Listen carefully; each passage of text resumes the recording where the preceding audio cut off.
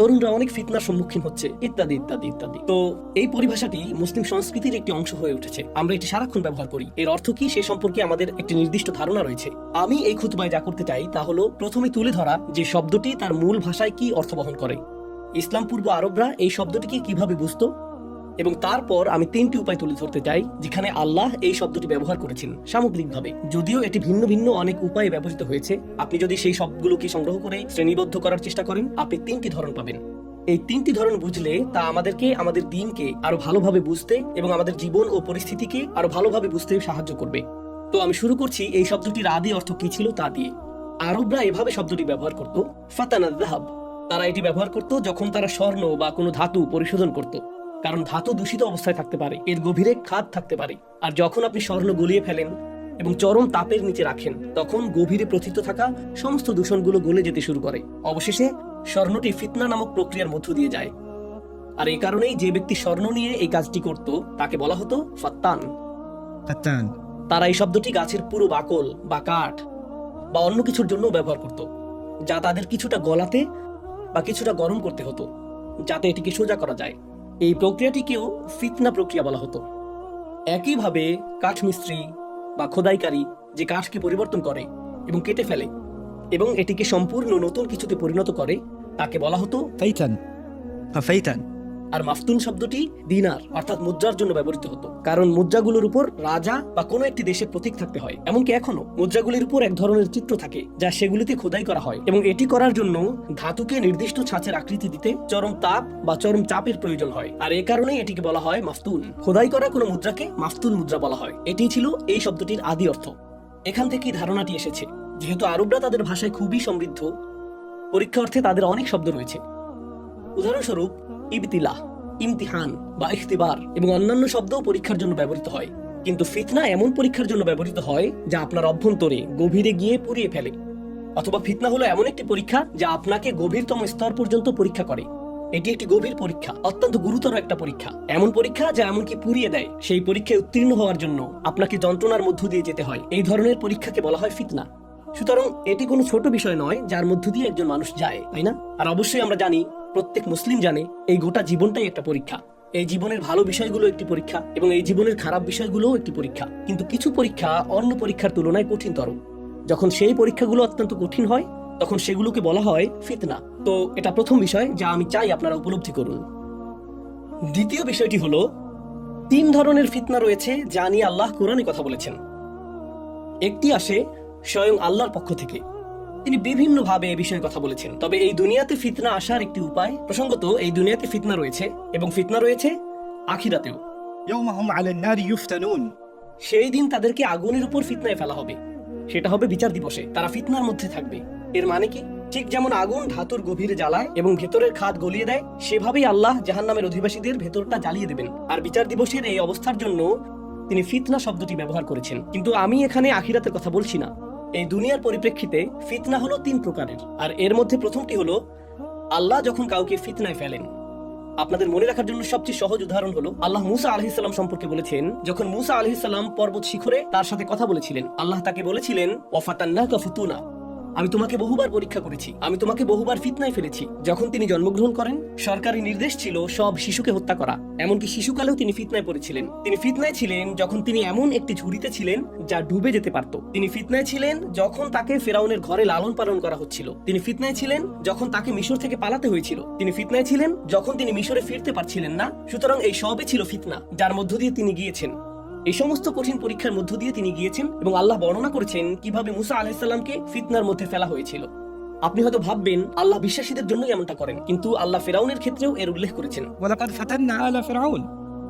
আমি ফেরাউনের লোকবল এবং ফেরাউনের বংশধরদেরও ফিতনায় ফেলেছিলাম। সুতরাং এখন আমরা শিখছি আল্লাহ যখন কোনো ফিতনা ঘটান তিনি শুধু ইমানদারদের জন্য তা করেন না, আবার শুধু কাফিরদের জন্যও তা করেন না। এটা সবার জন্য, যে কাউকেই ফিতনার মধ্যে ফেলা হতে পারে।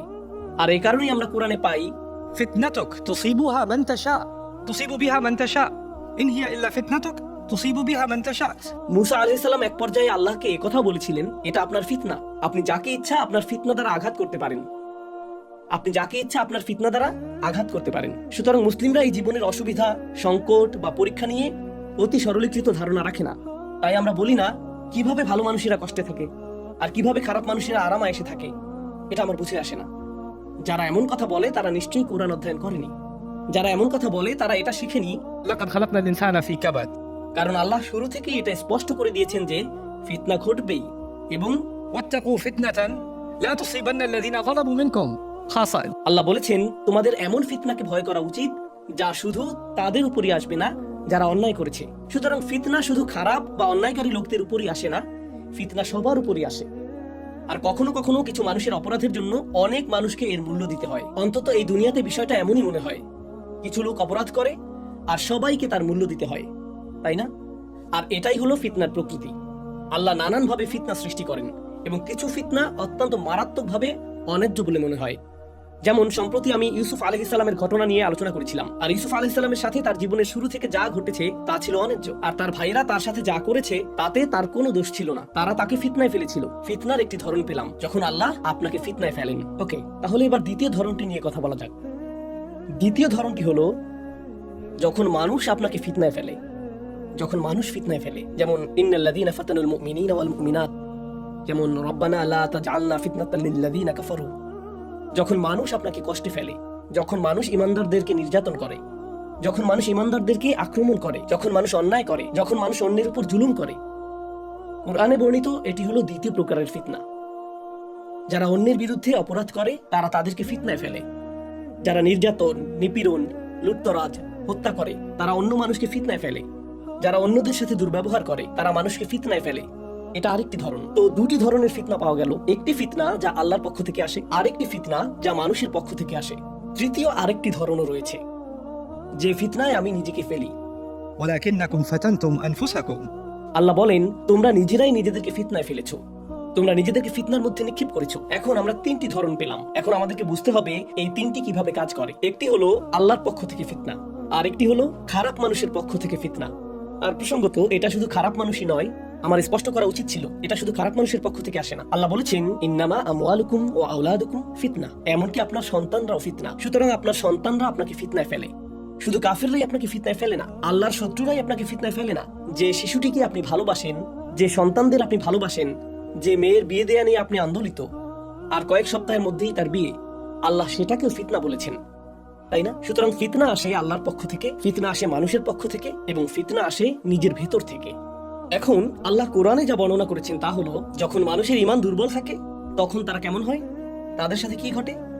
যখন অন্য মানুষ তাদেরকে ফিতনায় ফেলে, মানুষ তাদেরকে ফিতনায় ফেলে, فجعل فتنة الناس كعذاب الله এই ব্যক্তি মানুষের তৈরি ফিতনাকে এমন ভাবে নেয় যখন মানুষ আপনার সাথে কোনো অন্যায় করে, মানুষ বাজে কিছু করে, তখন আপনি নিজের মাথায় সেটাকে এভাবে সাজিয়ে নেন, কেন আল্লাহ এমনটা হতে দিচ্ছেন? আল্লাহ নিশ্চয়ই আমাকে শাস্তি দিচ্ছেন। কেন আল্লাহ আমাকে শাস্তি দিচ্ছেন? আমি তো কিছু করিনি। এভাবে আপনি মানুষের তৈরি করা ফিতনাকে আল্লাহর আযাবের সাথে গুলিয়ে ফেলেন। এই খুতবার বাকি অর্ধাংশে আমার উদ্দেশ্য হলো এটা সঠিকভাবে বোঝার চেষ্টা করা। আল্লাহ এই পরিভাষাটি সম্পর্কে আমাদের কি জানাতে চান এবং আমরা যে পরীক্ষা ও প্রতিকূলতার মধ্য দিয়ে যাই তার কথা চিন্তা করে কিভাবে আমাদের জীবনকে অতিবাহিত করা উচিত। অবশ্যই এখানে উপস্থিত সকলেই জানেন আল্লাহর ইচ্ছা ছাড়া কোনো কিছুই ঘটে না। আমি আপনাদেরকে সাধারণ একটা উদাহরণ দিচ্ছি। যেমন জুমা শেষে আপনি বের হওয়ার সময় কেউ বাইরে থেকে একটি পাথর তুলে আপনার মাথায় ছুঁড়ে মারলো, এটা আপনার মাথায় জোরে আঘাত করলো, আপনি ঘুরে তাকালেন, আপনি তার উপর রাগান্বিত। সে বলল না না না, এটা আল্লাহর পক্ষ থেকে একটা ফিতনা, কেননা আল্লাহর ইচ্ছা ছাড়া কোনো কিছুই ঘটে না। ما أصاب من مصيبة إلا بإذن الله কোনো বিপদ আসে না, কোনো অসুবিধা কাউকে স্পর্শ করতে পারে না যতক্ষণ না আল্লাহ চান তা ঘটুক। অতএব ভাই, আমি জানি আমি পাথরটা তুলেছি এবং আপনার দিকে ছুরি মেরেছি, আর আমি আমার নিজের নিশানা দেখে মুগ্ধ। আঘাতটি ছিল বেশ নিখুঁত, কিন্তু ব্যাপারটা হলো এটা নিয়ে আমার সাথে আপনার কথা বলা উচিত না, এটা নিয়ে সৃষ্টিকর্তার সাথে আপনার কথা বলা উচিত, এটা নিয়ে আল্লাহর সাথে আপনার কথা বলা উচিত। দেখুন, এটা হলো বুদ্ধিমত্তার ব্যাপার। এই সমস্যাটি বুঝতে সাহায্য করার জন্য আমি আরেকটি উদাহরণ দিচ্ছি। আপনারা জানেন পোকামাকড়ের মস্তিষ্ক খুবই ছোট, তাই না? আপনি যদি একটি পোকাকে বিরক্ত করেন এবং একটি কাঠি দিয়ে সেটিকে খোঁচা দিতে থাকেন, তখন এটি ওই কাঠির সাথেই লড়াই করতে শুরু করে। এটি কাঠিটিকে আক্রমণ করতে থাকে, কারণ পোকাটির কাছে সমস্যার উৎস হলো সেই কাঠি, তাই এটি সেটাকে আক্রমণ করে। কিন্তু আপনি যদি সামান্য বড় মস্তিষ্কের কোনো প্রাণী নেন, যেমন কুকুর বা সাপ, আর একটি লাঠি নিয়ে আপনি যদি সাপটিকে বিরক্ত করেন, এটা তখন লাঠিকে আক্রমণ করবে না। সে তখন দেখতে পায় যে লাঠির পেছনে অন্য কেউ আছে, এটা আপনাকে কামড় দেবে। কুকুরটি লাঠিটিকে কামড়াতে যাবে না, কুকুরটি আপনাকে কামড় দেবে, কারণ এর মস্তিষ্ক অপেক্ষাকৃত বড়। আচ্ছা, ফিতনা হলো এই লাঠিটা, কিন্তু আসল ফাতিন যে আমাকে এই পরিস্থিতিতে ফেলেছে সে হলো লাঠি ধরে থাকা ওই ব্যক্তিটি, আর আমাদের মস্তিষ্ক কুকুর এবং সাপের চেয়েও বড়। তো লোকটি যুক্তি দিচ্ছে, আমি তোমার দিকে পাথর ছুঁড়েছি, তুমি আমাকে দেখছো, কিন্তু আমি তো কেবল একটা লাঠি। আমার পেছনে তো আছে আল্লাহরই শক্তি, এটা আল্লাহ করেছেন, আমি না, তাই আল্লাহকে দোষ দাও। ধারণাটি এরকম। তাই যেহেতু সবকিছু আল্লাহর ইচ্ছাতেই হয়, আমাদের সাথে ঘটে যাওয়া সকল খারাপের জন্য আল্লাহকে দোষারোপ করা উচিত। এখন এই সমস্যাটি বোঝার জন্য প্রথমে আমি নিশ্চিত করতে চাই আপনারা সমস্যাটি বুঝতে পেরেছেন। এখন আমরা এর সমাধানটা কিভাবে বুঝতে পারি? আল্লাহ যা করেছেন তা হলো এই দুটি বিষয়কে পৃথক করেছেন। আল্লাহ কোনো কিছু ঘটতে দেওয়াটা আর আল্লাহর কোনো কিছু ঘটানোর আকাঙ্ক্ষা করা একই বিষয় নয়। আল্লাহ এই পৃথিবীতে এমন অনেক জিনিস ঘটতে দেন যা আল্লাহকে রাগান্বিত করে তোলে। প্রকৃতপক্ষে আল্লাহ কোরআনে রাগ প্রকাশ করেছেন। যদি সবকিছু ঠিক সেভাবেই ঘটতো যেভাবে আল্লাহ চান বা যেভাবে আল্লাহ ইচ্ছা করেন, সবকিছু যদি আল্লাহর সন্তুষ্টি অনুযায়ী ঘটতো, তাহলে কোনো কিছু নিয়েই আল্লাহর কখনোই অসন্তুষ্ট হওয়ার কথা ছিল না, কারণ তিনি তো এই সবকিছু করেছেন। কিন্তু আল্লাহ বলেছেন গদিবাল্লাহু আলাইহিম, আল্লাহ তাদের উপর রাগান্বিত হয়েছেন। তাফসীরকারগণ এর কি ব্যাখ্যা দিয়েছেন? এখানে পার্থক্য রয়েছে। আল্লাহর রিদা অর্থাৎ আল্লাহর সন্তুষ্টি, আল্লাহর নিজের ইচ্ছায় কিছু করা বা নিজের আকাঙ্ক্ষা থেকে কিছু করা, বনাম তার শুধু এটিকে ঘটতে দেয়া। তিনি তার নিজের প্রজ্ঞা থেকে সিদ্ধান্ত নিয়েছেন, তিনি নির্দিষ্ট কিছু বিষয়কে ঘটতে দিবেন, যদিও তিনি নিজে সেই বিষয়গুলো নিয়ে সন্তুষ্ট নন। তিনি মানুষকে সেই স্বাধীনতা দিয়েছেন এমন সব কাজ করার জন্য যা তাকে অসন্তুষ্ট করে। তিনি তাদেরকে সেই স্বাধীনতা দিয়েছেন। আর প্রথমবার আল্লাহ যখন এটা করলেন, যখন তিনি মানব জাতিকে সৃষ্টি করলেন, তখন ফেরেশতারাও বিভ্রান্ত হয়ে পড়েছিল, কেননা আপনি মানুষকে এমন সব কাজ করার সামর্থ্য দিচ্ছেন যা আপনি নিজে পছন্দ করেন না। ইয়া আল্লাহ, আপনি এই কাজগুলো পছন্দ করেন না, কিন্তু আপনি তাদেরকে এই কাজগুলো করতে দিচ্ছেন। কিভাবে আপনি তাদেরকে এগুলো করতে দিলেন? أتجعل فيها من يفسد فيها ويسفك الدماء তারা এটা বুঝতে পারেনি। আর আল্লাহ বলেছেন এই মানব জাতিকে আরো অনেক জটিল ও শক্তিশালী উদ্দেশ্যে সৃষ্টি করা হয়েছে, যা এমনকি ফেরেশতারাও তখন পর্যন্ত বোঝার জন্য প্রস্তুত ছিল না। ইন্নী আলামু মা লা তা'লামুন, আমি এমন কিছু জানি যা তোমরা জানো না। তিনি ফেরেশতাদের এই কথা বলেছিলেন। এখন আল্লাহ তাকে অসন্তুষ্ট করার স্বাধীনতা আমাকে দিয়েছেন। অন্য কারোর কথা ভুলে যান। আমি এখানে ফেরাউন বা শয়তানকে নিয়ে বলছি না, আমি আমার নিজের ব্যাপারে বলছি। আর আমাদের প্রত্যেকেরই নিজেকে নিয়ে ভাবা উচিত। আল্লাহ আমাকে তার অবাধ্য হওয়ার ক্ষমতা দিয়েছেন। আল্লাহ আমাকে স্বাধীনতা দিয়েছেন তাকে অসন্তুষ্ট করার, স্বাধীনতা দিয়েছেন তাকে রাগান্বিত করার, স্বাধীনতা দিয়েছেন গীবত করার, স্বাধীনতা দিয়েছেন অপবাদ দেওয়ার, স্বাধীনতা দিয়েছেন হারাম খাওয়ার, স্বাধীনতা দিয়েছেন অন্যকে আক্রমণ করার। তিনি আমাকে সেই স্বাধীনতা দিয়েছেন, তিনি আমাকে সেটা করার সামর্থ্য দিয়েছেন। সুতরাং আমি অভিযোগ করার আগে যে কিভাবে সে পার পেয়ে গেল, কিভাবে ও পার পেয়ে গেল, কিভাবে এই জালিম পার পেয়ে গেল, এই কথা বলার আগে আমার নিজেকে জিজ্ঞেস করতে হবে কিভাবে আমি পার পেয়ে যাই, কিভাবে আমি পার পেয়ে যাই। এই কিছুদিন আগেই বিশ্বে যা ঘটছে এই বিষয়ে একজনের সাথে আমার কথা হয়েছিল। আর আমরা সবাই জানি গাজায় কি ঘটছে। আল্লাহ গাজার মুসলিমদের সাহায্য করুন এবং শহীদদেরকে জান্নাত নসিব করুন, আর তাদের পরিবারগুলোতে সবর দান করুন, এবং আমাদেরকে সেই ধরনের তাওয়াক্কুল ও ঈমানের এক বিন্দু হলেও দান করুন যা এই মানুষগুলো প্রদর্শন করেছে, এবং তাদেরকে বিজয় দান করুন। তো একজন এসে জিজ্ঞেস করলো আল্লাহ কিভাবে এটা ঘটতে দিচ্ছেন, আল্লাহ কেন এটা থামিয়ে দিচ্ছেন না? কারণ এটা আল্লাহর পক্ষ থেকে ফিতনা। কেন আল্লাহ এটা থামিয়ে দিচ্ছেন না? তাহলে বিষয়টা দাঁড়াচ্ছে, চলুন এটা নিয়ে যুক্তিসঙ্গতভাবে ভাবা যাক। আপনি যদি চান আল্লাহ এটা থামিয়ে দিন, যদি চান আল্লাহ হস্তক্ষেপ করুন, তাহলে আপনি আর আমি যখন অবাধ্য হই আল্লাহর কি হস্তক্ষেপ করা উচিত না? আপনি ঠিক কোথায় সীমা টানবেন? না, যদি তারা মানুষ হত্যা করে তবে আল্লাহর থামানো উচিত, কিন্তু তারা চুরি করলে সেটা তেমন খারাপ না, তখন আল্লাহর হস্তক্ষেপ না করলেও চলবে। অথবা আপনি যদি মিথ্যা বলেন, তখন না না না আমার জিহ্বাকে সত্য বলতে বাধ্য করা যাবে না, না না অতটা নিয়ন্ত্রণ না, কিন্তু নির্দিষ্ট সীমার পর আল্লাহর বিষয়গুলো থামিয়ে দেওয়া উচিত। আল্লাহ মানুষকে এই পৃথিবীতে পাঠিয়েছেন এবং তিনি তাদেরকে একে অপরের জন্য ফিতনায় পরিণত হওয়ার অনুমতি দিয়েছেন। আল্লাহ তাদের একে অপরের জন্য ফিতনা হতে দিয়েছেন।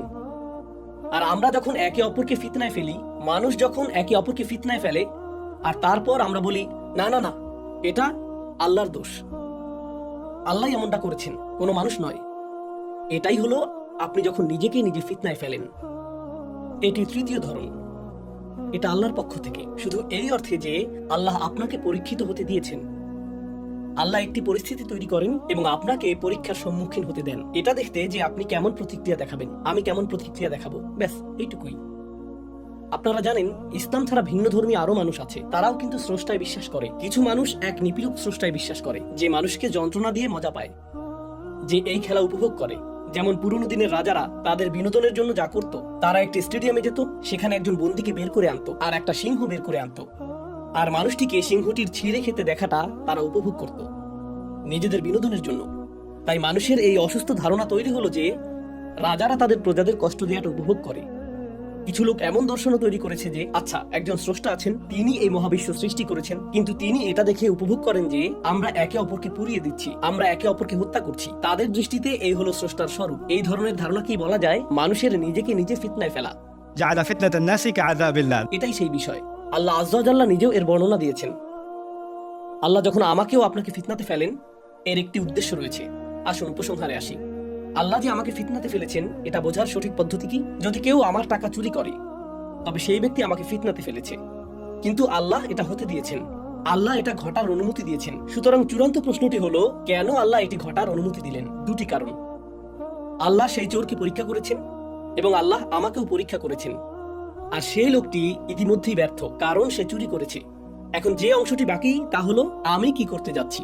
আমি এই পরীক্ষা পাশ করব নাকি করব না? কারণ এখানে দুটি ভিন্ন পরীক্ষা চলছে। জালিম তার নিজের পরীক্ষা দিচ্ছে, মজলুম তার নিজের পরীক্ষা দিচ্ছে। তাদের দুজনকে পরীক্ষা করা হচ্ছে। জালিম ইতিমধ্যেই ব্যর্থ হয়েছে, কারণ সে আল্লাহর ইচ্ছার বিরুদ্ধে কাজ করেছে। কিন্তু যার উপর অন্যায় করা হয়েছে, এখন তাকে সিদ্ধান্ত নিতে হবে যে সে কিভাবে প্রতিক্রিয়া দেখাবে। সে কি আল্লাহর ইচ্ছা অনুযায়ী প্রতিক্রিয়া দেখাবে নাকি আল্লাহর ইচ্ছার বিরুদ্ধে প্রতিক্রিয়া দেখাবে? সে কি বলবে, এটা থেকে আমি কি শিখতে পারি? যুক্তিসঙ্গতভাবে আমি কিভাবে এর জবাব দিব, যার অনুমতি আল্লাহ আমাকে দিয়েছেন? এটা কি স্বয়ং আল্লাহর সাথে আমার সম্পর্ককে প্রভাবিত করবে নাকি করবে না? আর মানুষের মধ্যে এই সমস্যা তৈরি হয় যে তারা তাদের সংকটকালের জন্য আল্লাহকে দোষারোপ করতে চায়। আমি আপনাদের বলছি, আল্লাহ এটাকে আমাদের ফিতরার মধ্যে ফেলে দিয়েছেন।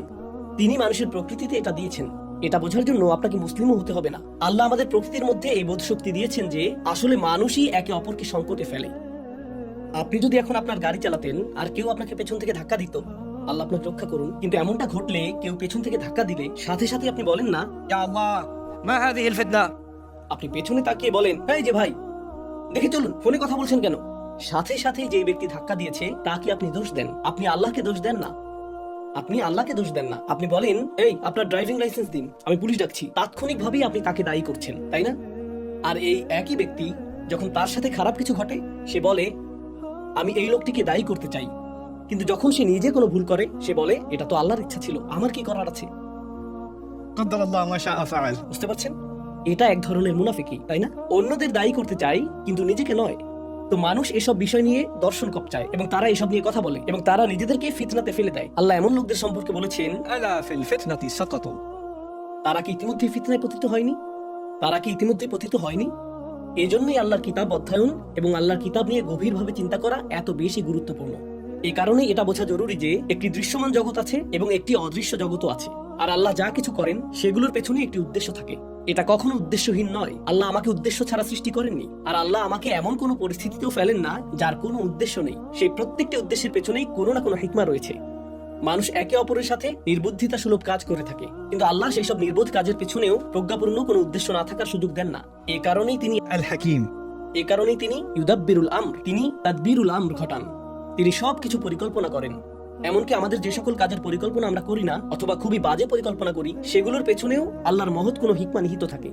আল্লাহ যেন আমাদের এমন মানুষে পরিণত না করেন যারা মাফতুন, যারা ফিতনায় পতিত হয়, যাতে আমরা আল্লাহর পরীক্ষাকে মানুষের উপর মিথ্যাভাবে আরোপ না করি। মানুষ একে অপরের ক্ষতি করে আনন্দ পায়, কিন্তু আল্লাহ পরীক্ষা করেন শুধু আমার নিজের ভালোর জন্যই। আল্লাহ আমাকে এমন কোনো পরীক্ষায় ফেলবেন না যা থেকে আমি শেষ পর্যন্ত উপকৃত হব না। কোনো না কোনো ভাবে এটি এমন হয়ে উঠবে যা আমার মর্যাদাকে বাড়িয়ে দেবে। يرفع الله الذين آمنوا منكم والذين أوتوا العلم درجات. তোমাদের মধ্যে যারা ঈমান এনেছে এবং যাদেরকে জ্ঞান দান করা হয়েছে, আল্লাহ তাদের মর্যাদাকে উন্নীত করবেন। আর আল্লাহ মর্যাদা বৃদ্ধি করেন আরো এবং আরো বেশি পরীক্ষার মাধ্যমে। সুতরাং আল্লাহ যেন আমাদেরকে সেই পরীক্ষাগুলো বোঝার এবং জীবনে আমরা যেসব পরীক্ষার মুখোমুখি হতে চলেছি সেগুলোতে উত্তীর্ণ হওয়ার তৌফিক দান করেন। এই হলো আমার সর্বশেষ উপদেশ, যা আমি নিজেকে এবং আপনাদের সকলকে দিচ্ছি। আল্লাহ আজ্জা ওয়া জাল্লা এই উম্মাহকে প্রস্তুত করছেন। তিনি এই উম্মাহকে প্রস্তুত করছেন। সূরা আল বাকারায় তিনি আমাদের এক নতুন উম্মাহ হিসেবে ঘোষণা করেছেন। وكذلك جعلناكم أمة وسطا. তিনি আমাদের একটি ভারসাম্যপূর্ণ জাতি ঘোষণা করেছেন এবং সেই একই সূরায় তিনি বলেছেন, ولنبلونكم بشيء আমি অবশ্যই তোমাদেরকে পরীক্ষা করব, সকল ধরনের জিনিস দিয়ে পরীক্ষা করব। من الخوف والجوع ونقص من الأموال والأنفس والثمرات. আমরা তোমাদেরকে অনেক পরীক্ষার মধ্যে ফেলবো, অনেক এবং অনেক বেশি পরীক্ষায় ফেলবো। কিন্তু এর ফলাফল কি হবে? কিভাবে বুঝবে যে তুমি পরীক্ষায় উত্তীর্ণ হয়েছো? কে ভালো ফল লাভ করবে? কিভাবে জানবে যে তুমি পরীক্ষায় উত্তীর্ণ হয়েছো? সেটা রয়েছে আয়াতটির শেষাংশে। আল্লাহ বলেছেন, وبشر الصابرين الذين إذا أصابتهم مصيبة قالوا إنا لله وإنا إليه راجعون. অভিনন্দন তাদের যারা পরীক্ষায় উত্তীর্ণ হয়েছে। অভিনন্দন সেই সব মানুষদের যারা সবর অবলম্বন করতে পারে। আর সবর বলতে কি বোঝায়? সেই সব মানুষ যখনই কোনো অসুবিধা বা যে কোনো বিপদ, যে কোনো পরীক্ষা তাদেরকে আঘাত করে, তারা বলে আমরা আল্লাহর জন্য এবং আমাদেরকে আল্লাহর কাছেই ফিরে যেতে হবে। তারা উপলব্ধি করে এই পরীক্ষাগুলোর প্রত্যেকটি অস্থায়ী এবং আল্লাহর দিকে প্রত্যাবর্তনই হলো স্থায়ী। অস্থায়ী কষ্ট, স্থায়ী পুরস্কার। ঠিক আপনার ও আমার মতো আমাদেরও অস্থায়ী কষ্ট আছে। কোন ছাত্রের পরীক্ষা আসন্ন, পড়াশোনা বেশ কঠিন, অস্থায়ী কষ্ট, দীর্ঘমেয়াদী সুবিধা। আপনি যদি ব্যবসায়ী হন, কিছু মানুষ খুচরা ব্যবসা করে, সেখানে ব্ল্যাক ফ্রাইডে অথবা শয়তান থার্সডে এরকম যাই থাকুক, বিক্রয়ের এরকম উপলক্ষ আসে আর কাজের অনেক চাপ থাকে। এর জন্য মাথা ব্যথাও অনেক, কর্মচারী সংক্রান্ত অনেক সমস্যা থাকে, ব্যবসায়িক অনেক সমস্যা থাকে, নিরাপত্তা সংক্রান্ত সমস্যা থাকে, এই সব কিছুই থাকে। তবুও আপনি এত পরিশ্রম করছেন, দীর্ঘমেয়াদী সুফল যে পরিমাণ অর্থ আসে তা আসলেই বেশ ভালো। সুতরাং যখনই দীর্ঘমেয়াদী কোনো সুবিধা থাকে, আপনাকে প্রথমে কষ্টের মধ্য দিয়ে যেতে হয়। আর ইমানদাররা এটা উপলব্ধি করে তাদের গোটা জীবনের প্রেক্ষিতে, আল্লাহ আমাকে একটি স্বল্পমেয়াদী কষ্টের মধ্যে ফেলবেন, তারপর আরেকটি, তারপর আরেকটি, এমনকি এটি যদি আজীবনের অসুস্থতাও হয়, এমনকি সেই জীবনব্যাপী অসুস্থতাও একটি স্বল্পমেয়াদী কষ্ট দীর্ঘমেয়াদী সেই সুবিধার তুলনায় যা সামনে আসছে। আর এই উপলব্ধিটি তারা এখান থেকে পায়। إنا لله وإنا إليه راجعون. আমরা আল্লাহর জন্য এবং একমাত্র আল্লাহর কাছেই আমরা ফিরে যাব। আল্লাহ আমাদের সকলকে তাদের অন্তর্ভুক্ত করুন যারা সকল পরীক্ষায় উত্তীর্ণ হয়। বারাকাল্লাহু লি ওয়া লাকুম ফিল কুরআনিল হাকিম ওয়া নাফা'নি ওয়া ইয়্যাকুম বিল আয়াতি ওয়াজ যিকরিল হাকিম।